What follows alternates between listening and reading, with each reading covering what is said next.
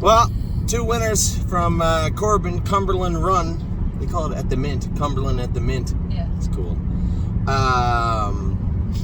Arson raced good, and your dad's horse raced good. We won't talk about the other one. So, for us, Arson was very good today. I'll tell you one thing. It's not an easy track to get to. It's an hour and a half from an airport. It was a 6-hour drive from us. You're going back tonight. I'm staying down here to race Memory and Imagination tomorrow.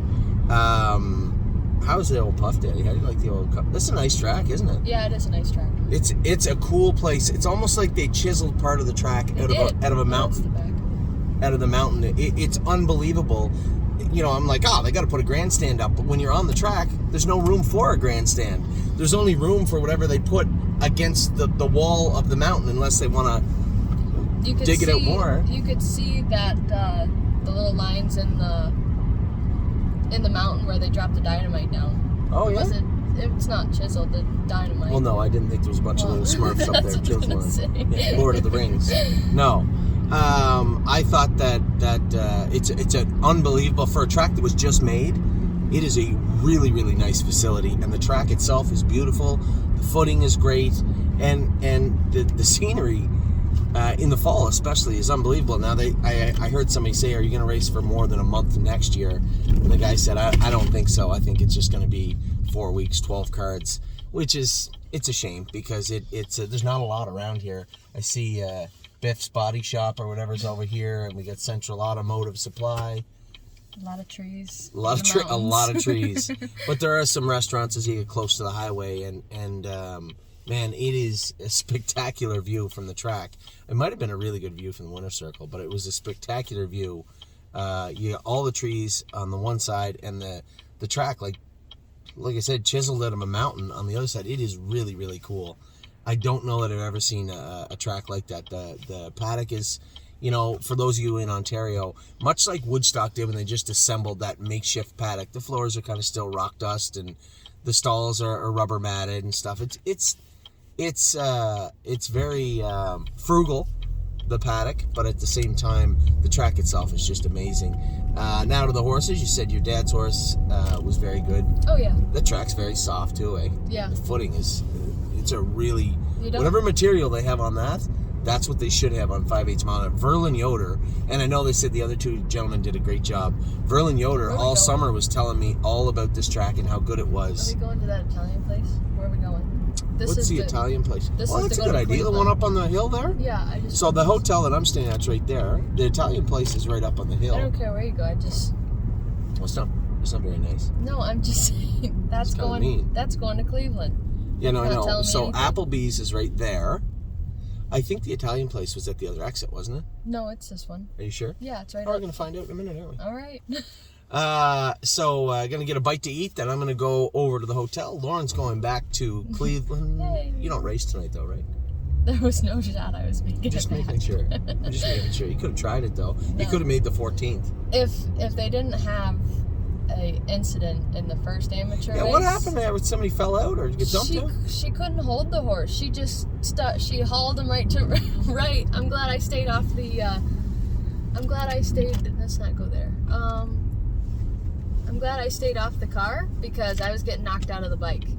Tell you what they do have in Cumberland. What? They have Starbucks right there. Yeah. I forgot about that. So I didn't see what had happened. The girl couldn't hold the horse. She couldn't hold the. She had. So why didn't she just stay on the gate? She was scared to death. Oh, I see. And then I think she hit the fence and got dumped out. And then there was a loose horse. And then they brought the ambulance out. Was she okay? I think she had some blood on her, like her. Oh, I didn't know. I just saw. I was at the hotel watching the whole thing unfold, and then I'm like, oh my god, now what? Recall and then loose horse. I wanted to make sure it wasn't you, but so the girl just got dumped out. Oh, that's how I hope she's all right. And then they brought the ambulance out and everything, and made us wait out there for. They have all the 10 special minutes. tools at Cumberland. Oh yeah. I thought they'd just maybe grab her by the ankle and haul her to the center field or something. So then Puff Daddy raced good, and Arson was very good today. You know, I had every intention of, there was a strong wind, headwind, and I had every intention of kind of blasting out of there and controlling the race. I knew by both Dave and Andy Miller's body language that they were both going out of there too. And most importantly, you know, we are, and somebody says, well, you don't want to be too hard in the elimination. we're racing for 30,000. It's no joke. And I did want to make sure I was positioned in a good spot. I could see that David really wanted to cut it. The Devon kid was not going to let him in the 2-hole. I certainly wasn't going to let him back into the 3-hole. So now he's a buoy. Now Dave Miller has to release him. Absolutely has to. And I thought I was in a great spot. All I wanted to do was just stall as long as I could to move him. It was almost like Arson knew the plan at the same time I did. I moved him over. He paced right up to Andy Miller's wheel, and then we come out of the turn, and he paced hard right to the wire. He raced great.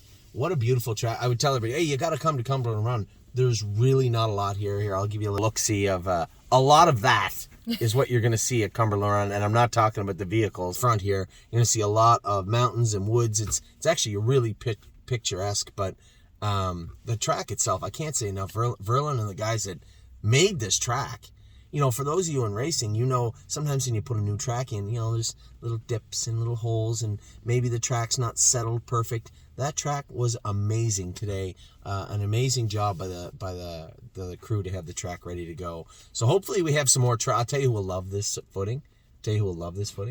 Is Memory and Imagination. Will love this footing. So hopefully we have a good day tomorrow. And then I'm back Tuesday. A lot of people asking if I'm going to the sale. Either I will personally be at the sale, or Danny and Jason will be down at the sale looking at horses for us. Both very capable of looking at what we're trying to value. We're trying to find some value, and it's very difficult. Needle in a haystack type situation for finding value at that sale. But you never know. There's always some.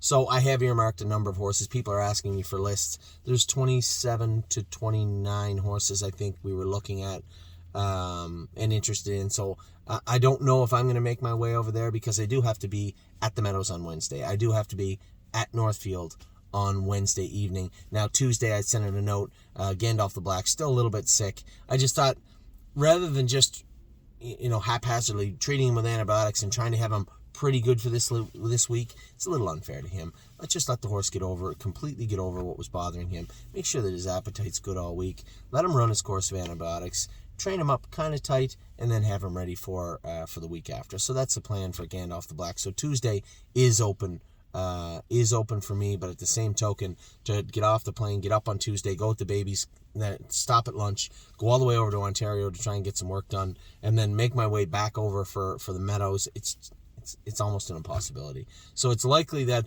Captain Jason and Danny will take the helm for the London sale, which is perfectly fine. We'll see what we get done there. I'm a little disappointed that we didn't sell out the buckets, but just for this sale, I don't think it was. I don't think it was going to happen. Right? It's so close to Lexington, it makes it tough. So I think what we'll probably do is disperse the shares of the bucket as we head in. If we buy a horse or two from London, I would hope that you guys are out there and want to be a part of that and participate. That would be wonderful.